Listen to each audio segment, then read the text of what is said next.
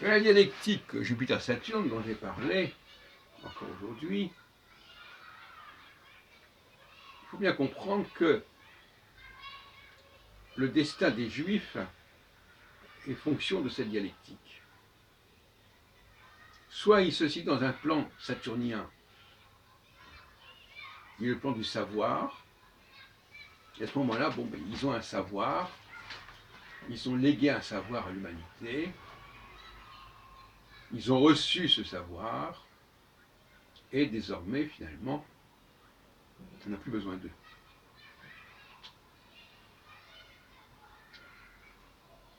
Puisque ils ont transmis ce qu'ils avaient à transmettre. En revanche, si on se situe non plus dans une position saturnienne du savoir, mais jupitérienne du pouvoir, alors là, c'est tout à fait différent. Parce qu'à ce moment-là, les Juifs ont toujours un pouvoir, une capacité à trouver des choses, à comprendre des choses.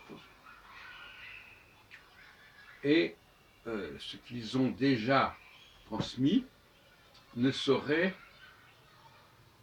affecter leur capacité à produire de nouveaux éléments. Et dans ce cas-là, on a toujours besoin d'eux.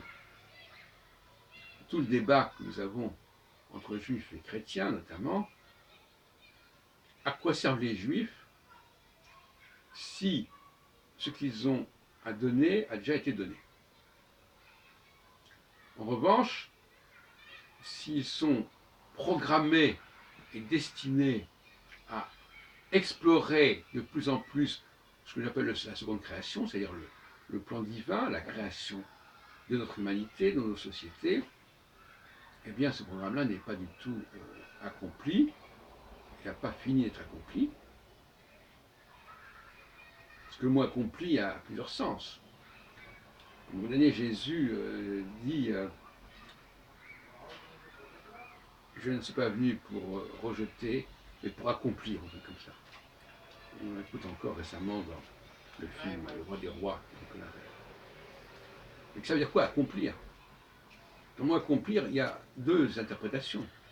Soit accomplir, ça veut dire terminer quelque chose, ou bien accomplir, ça veut dire réaliser, mettre en œuvre.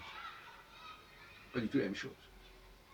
Dans un cas, on a quelque chose qui se termine, en tout cas, la chose qui, au contraire, prend une dimension de chantier beaucoup plus actif, et c'est toute la différence entre la première et la deuxième alliance. Donc, il faut aussi que dans le dialogue judéo-chrétien, on se mette d'accord là-dessus, parce que les Juifs sont là pour transmettre et que les choses se terminent pour eux et pour l'autre. Ou bien est-ce qu'ils ont encore des choses à faire? Et quel est leur rôle pour demain? C'est la question que je pose aux chrétiens notamment.